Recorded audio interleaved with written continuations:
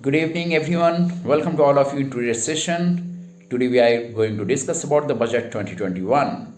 So before I start, first of all, I would like to discuss about the economy, the world economy, the Indian economy in a brief.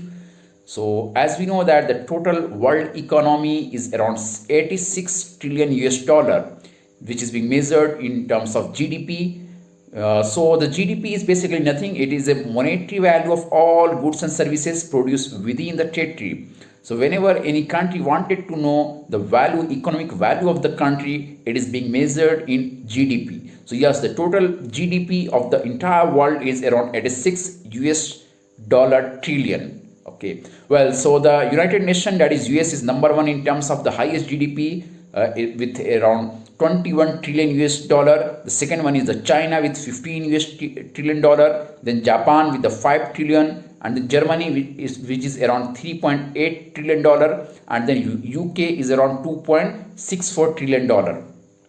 India is sixth largest economy in this world with 2.6 trillion US dollar. Yes, 2.6 US dollar. Several times you might have heard that our politicians, our economists, they are talking about how to achieve the 5 trillion US dollar economy. So yes, we are in the process of achieving, and hopefully coming after 5 or 10 years, possibly we will be in a position to achieve the 5 trillion US dollar. But right now we are somewhere around 2.6 US trillion dollar. Well, coming to the sector, the economy, there are three major sectors are there in our country: primary sector, secondary sector, and tertiary sector, which is also known as service sector.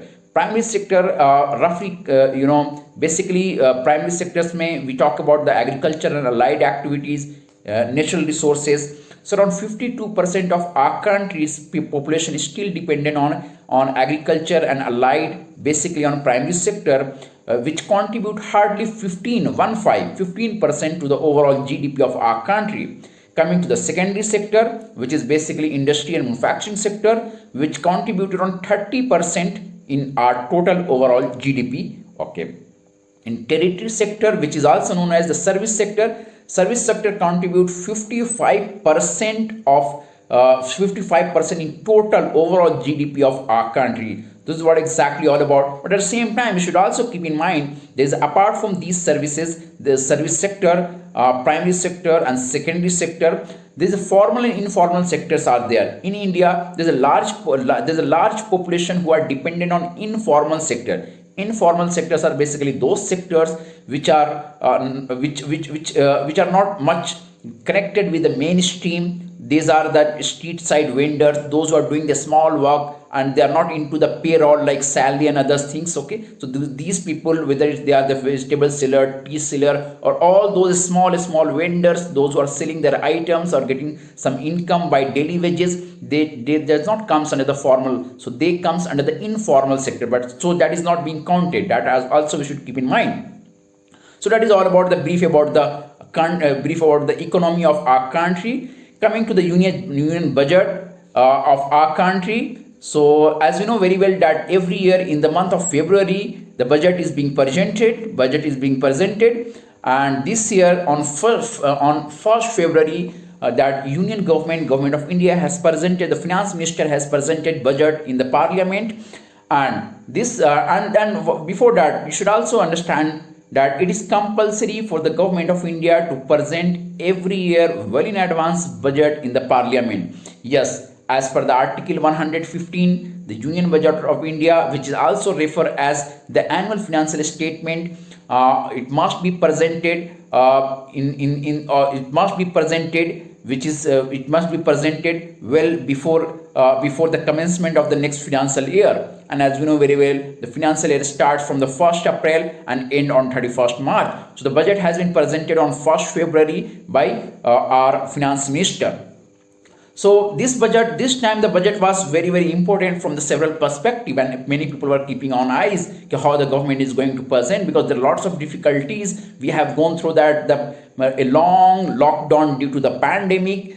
But even before that, if I remember correctly, that earlier we have seen the demonetization, and because of demonetization, already our Indian economy was little slowed down.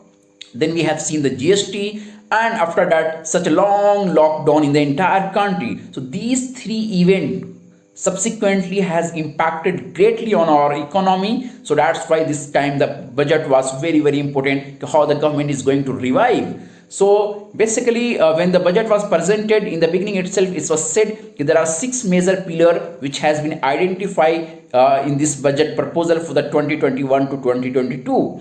First was said कि health and well-being, physical and financial capital and infrastructure, inclusive development for aspirational India, and reinvigorating, that is giving new energy and strength, okay, to human capital, innovation and research and development, and the last was minimum governance and minimum government and maximum governance. So this is what exactly these were the six pillars of the budget of 2021. If you look at the total figure of the budget, if you look at the total figure of the budget, this year was total roughly around 35 lakh crore, okay, 35 lakh crore. So as we know very well, budget is nothing, it is basically a financial statement which is being presented well in advance, how much the government is going to incur the expenditure in the coming financial year, and how much is the total revenue of the government. Revenue means income. What are the sources from where the government is going to get the income, and what are the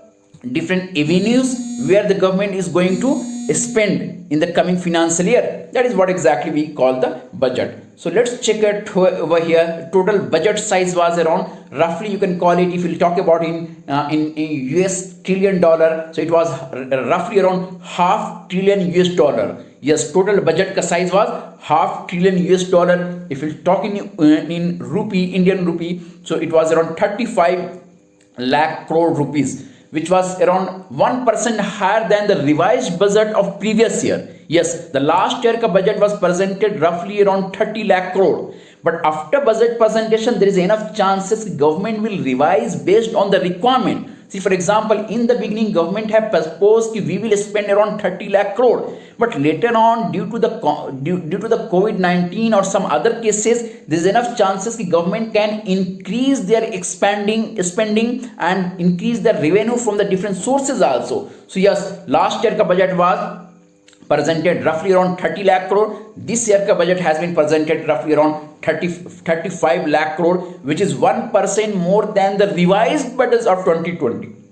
So that is what exactly. But one more thing which was very important here to discuss, that is the fiscal deficit. Yes, when your income and expenditure is not equal, when your expenditure is more, income is less, so that is what exactly we call deficit. See, for example, that total government ka income is 100 rupees, but government is planning to spend 110 rupees. So the 10 rupees is basically a deficit. Yes, fiscal deficit, monetary deficit.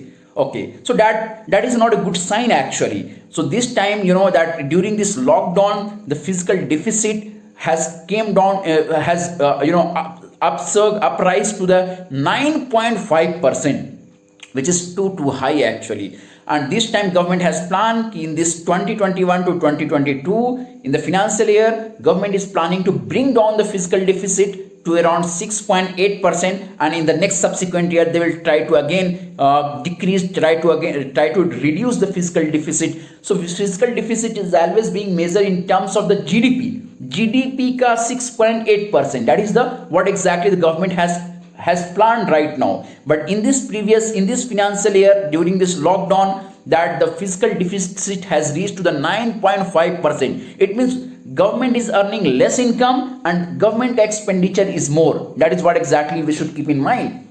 So that's not a good sign basically. Looking at some other aspect, what are the sources? What are the sources from where the government is getting revenue? So if you look at those parts, so as I told you, budget is basically a financial statement where one hand that they will put everything about that, what are the sources from where they are going to get the money, that is the revenue receipt, and what are the places, what are the avenues where possibly they will be spending the money. So if you first of all, let us look about that, what are the revenue government is going to receive in the coming financial year. So the major source of revenue is basically income tax, which is being charged on the salary, which is around 5.5 lakh crore, corporate tax 5.4 lakh crore, GST around 6 lakh crore, custom duty 1.4 lakh crore, union excise duty 3.3 lakh crore, and apart from these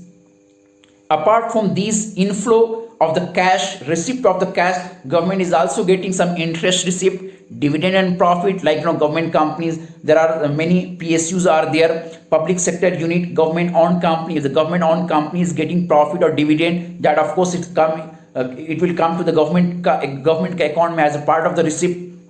External grant, non-tax revenue, and receipt of union territory. And one more which is very important this time, the government is also going to get the money 1.7 lakh crore from the disinvestment by selling the assets of government owned company. Yes, government is going to sell some portion of many company to get the revenue to manage to maintain the expenditure which is required. So it was expected to, it has been presented to 1.7 lakh crore rupees government of India will get by selling, by disinvesting the company ka property, whether it is Air India, BPCL, LIC, those things has been listed out. So that we'll see here. But apart from this income and expenditure, which I was talking about, that if there is a mismatch, we call it the fiscal deficit. So now question might be how the fiscal deficit is being managed. See, for example, my income is just 100 rupees, but I am spending 110 rupees. So how this 10 rupees government of India manages? So there are two ways. There are two popular ways. One way is that either government can print the money, print the money, which has lots of disadvantage and advantages also. The second popular method is that which government usually prefer to borrow the money, whether internal borrowing or external borrowing from own people or borrowing from the foreign country or foreign banks. This is how exactly the government manage the fiscal deficit. Well, so we have seen the sources of receipt, sources of revenue. Now we'll see what are the different avenues where the government is going to spend this money. So first of all, it was health. The money which will be expended on health sector, it is around 2.24 lakh crore, which is around 137% increase comparing to the previous year budget. And this was highlighted everywhere in the media also. But the truth is that out of 2.24 lakh crore, 35,000 crore has been given for producing and distributing COVID-19 vaccine. 71,000 crore has been given to the Department of Health and Family Welfare, which is around 10% increase comparing with the previous year. So actual comparison, if you look at the Department of Health and Family Welfare, that Department of Health is just 10%. But if we'll add that the separate funding for the vaccination, the separate funding for that sanitization, separate funding for that nutrition, separate funding for that water and sanitization, all together it is basically 2.24. But health department ko it is hardly 10% increase comparing with the previous year. That we should keep in mind, because last year also there was a funding for that other funding for that water and nutrition and other thing, but that was not too highlighted. So this year all these things has been added, and it was told ki 2.24 lakh crore. So hardly this is, yes, but there is an increase. But not exactly 137%. But yes, we must appreciate the government by looking at the COVID-19 situation, the ongoing pandemic. Government of India has increased budget for the health sector. Yes. Now the second part is the education, which is also very, very important, and every year we keep eyes on the education budget. So this year, as I can see, education budget overall it has been decreased. Last year the total funding was 99,000 crore, and we were expecting this year we will reach more than 100. But unfortunately, the education budget has came down to 93,000 crore, which is not a good sign at all. Because of this lockdown, I was expecting, because of this digital education, there are lots of infrastructures are needed. There are many students who are dropped out because of this discontinuing the education. So I was expecting that the government of India will increase the education budget to develop the infrastructure, digital infrastructure, to bring those dropout school guys rejoin the schools and colleges, but unfortunately the budget has decreased. Education budget has decreased, which is not a good sign. In fact, last year education budget was also decreased.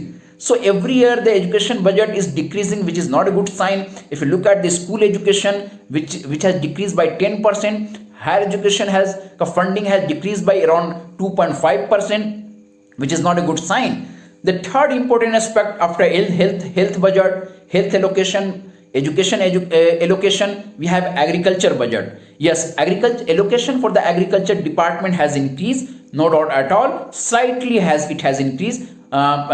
It has slightly increased. Okay, slightly increased. Defense may also it has increased. Then one more thing, that good part of this year, government is going to spend huge money on capital expenditure. See, there are two types of expenditure we have. There are two types of expenditure. One is the operational expenditure, which is for within 1 year. There are some expenditure which are expended for the long term. It means, see, for example, if the government is constructing any road, highway, so of course that highway is going to give a long benefit to the country. But if the government is giving salary to someone, salary to the professor or salary to the IS officer or IPS or clerk, of course it's not going to give you the benefit for the more than 1 year. So these are the expenditure for these are the expenses for 1 year, but there are some expenditure which incurred government for the longer period. See, for example, government has invested in is constructing any airport. So of course that airport is going to get benefit, going to give the profit benefit for the longer period. Those things are basically known as capex, capital expenditure. Or else, let me put in this way example. See, for example, I had a mills. Of course that mill is not going to give me the benefit in the next year. But if I have bought any laptop the laptop or cell phone, so it will, usually it is being perceived, laptop or cell phone, it will give me benefit for more than 1 year, 2 year, 3 year, 4 year, 5 year. In the same way, there are two types of expenditure is being done by the government. One is the you can call it the recurring expenses, which every year is expenditure is required. Another one is the capital expenditure, which is for the long term. So the highlight of the budget was this time the capital expenditure also. So major highways are there. Last year capex mein, long term expenditures में government has spent around 4.12 lakh crore. This year government is going to spend around 5.5 lakh crore, that is on infrastructure. It's good sign for the market, and perhaps that is the reason that the Sensex and the Nifty is keep going up, because whenever government investing money for long term, long project, then there are lots of impacts are there. So like government is having plan to invest for the major highway, road, infrastructure, and some other long term projects also, like gas pipeline and others thing. So what will happen? The cement company, the iron company, all those companies which are associated with the construction will get the boom, and lots of people will get the employment for the longer period. So that's why the market is also going up and up, and that's a really good sign. But a huge money government is going to spend on that capital expenditure. So just to increase the employment, just to increase the employability of our country. But the another worst point which I felt, there was no need to disinvest. There was no need to sell so many companies, basically the government owned company. And there are some the worst part was that there are some company which are giving government owned company, PSU, which are giving continuously profit to the government. Like that LIC is there, Bharat Petroleum is there. So this company was not required to sell out. Selling this company to meet the day-to-day expenditure, I don't think so it's a good sign at all. So government has a plan to sell that LIC, Bharat Petroleum, Air India, Pawan Hans, Ispat Nigam, Shipping Corporation. These are the company which has been planned by the government of India to de-invest, which is not a good sign actually. And then apart from these, government has also planned to give some portion of that monetization, a kind of generating revenue by giving some portion of that airport, railway and highway to the public, to the private company, and getting more money. So that's not a good sign at all, because ultimately the privatization is increasing and the private players will get the more monopoly, and our government owned company which are earning profit will nowhere stand equal to those private company if every year it is being sold. Another few things which I would like to highlight, that as we know very well, custom duty has increased on several products. So those items are going to be costly, especially which are being imported. Some part of that equipment or electronic equipment which is being imported from other part of the world, that with those items are going to be the price of those items is going to increase. Then the petrol price is already all-time high. Diesel price is already all-time high. Again, that the custom duty has been charged on the petrol and diesel, which will again it will increase the total price of the petrol and diesel, which is not a good sign at all. Because see, the price, that per liter price of diesel and petrol is already too high, and again increasing 4 rupees and 3 rupees, it's not a good sign, because ultimately it will increase the furthermore the total price of per liter, which is not a good sign actually. When price of petrol and diesel increases, it actually directly impact on all those items which is being transported. So as we know very well, whether you are buying any grocery or any item, all these items are being transported. So wherever the petrol and diesel is required for the transportation, those product price will increase. It's not only all about that personal vehicle, personal expenditure with respect to that, using your own two-wheeler and four-wheeler, you have to spend more on petrol. It's not like that. Even on any product which is being transported from one place to another place, if the price of diesel, the price of petrol will increase, those product price will also increase. So overall inflation will go up and up. So this is what exactly not a good move. And then NREGA, which is one of the important scheme run by the government of India, especially in the rural area, where the government is giving guarantee of the 100 days job to the people, those who are unemployed. The funding for the NREGA has decreased, which is not a good sign, because we have already seen there are lots of people from the rural area, they are migrating to the urban area and metropolitan. If the NREGA fund is being decreased, if the employment is not being given to them in the rural area itself, the people will move more and more urban and semi-urban and metropolitan area, which is not a good sign at all. And then the another aspect, which was some of the interesting fact which I realized, automobile sector. Yes, that in automobile sector there is one policy has came, if you are using your own vehicle and if it's more than 20 years, then you have to scrap it, scrapping old vehicle. Okay, if it's your own, if it's private vehicle, then after 20 years you have to scrap it. If it's commercial vehicle, then after 15 years you have to scrap if it does not fit with the environmental, if it does not fit with the environment test. Okay, but so what I was looking at, very smartly government has planned this one. We call it that with the help of this policy, there are two benefits government is going to get. The one benefit is that it will make it eco-friendly, because after using 20 years, of course you cannot expect much from the vehicle to be eco-friendly. Most probably, I'm not telling exactly 100%. So you have to scrap those, you have to sold out those, but at the same time you have to buy also. Once you are selling those old vehicle, of course you have to, because you have become habitual and it has become your need also. So you'll be buying it. So when you buy more and more goods, when you spend more and more money, what happen? Ultimately there will be demand creation will be there. If there will be more demand, manufacturing will be more. If there is more manufacturing, people will be more employed. If there will be more employment, then of course people will get the salary, and as a part of that they will be having a more purchasing power. So again economy will boom actually. So what happened, that scrapping old vehicle rule has came this year. Then there is one more important thing which many people might have heard first time. There is something called bad bank. Yes, this time government has said they are going to create a bad bank, and what the bad bank will do, if bad loan, what the bad bank will basically will purchase all the bad loan of the all bank at discounted rate. See, nowadays what happened, you might have heard a lot about that.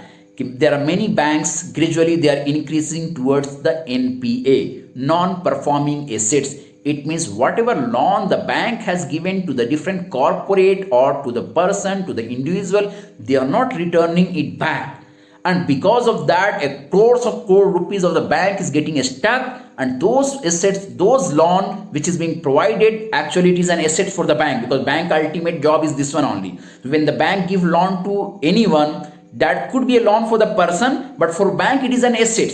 So if the bank had disbursed the loan and bank is not in a position due to some reason, bank is not getting repayment of the loan from the person to whom bank has disbursed, then what happened? That become NPA, non-performing assets. It means there's no return is coming. Like several example we have in our country, like that you might have heard about the Mehul Choksi, Nirav Modi, Vijay Mallya. There are many people actually, those who take crores and crore rupees loan from the bank and they left the country. So what will happen those crores of rupees? That's become NPA, non-performing assets for the bank. So these are the bad loan also. So there are some bad loan which company is not in a position to recover from them. So all these NPA and bad loan will be given it to the bad bank. And it will be the duty of the bad bank to collect these money from the people, those who are not paying on time, or those who could not pay. So that is basically, in Hindi you can call it, is kind of vasuli. So bank is going to do the bad bank is going to do vasuli basically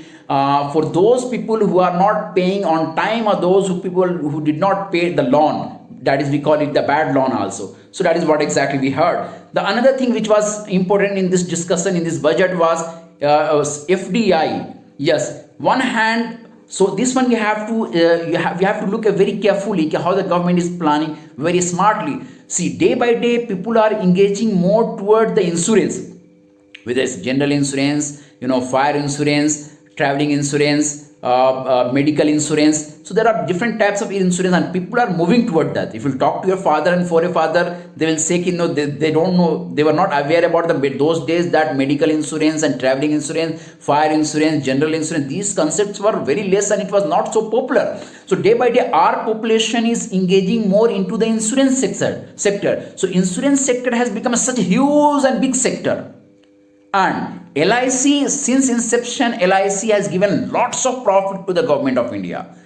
So what the government is doing? Government is selling out the LIC company, which is profit making company, and allowing the foreign players to come in India and invest the money and earn from the LIC, because LIC is a huge market now.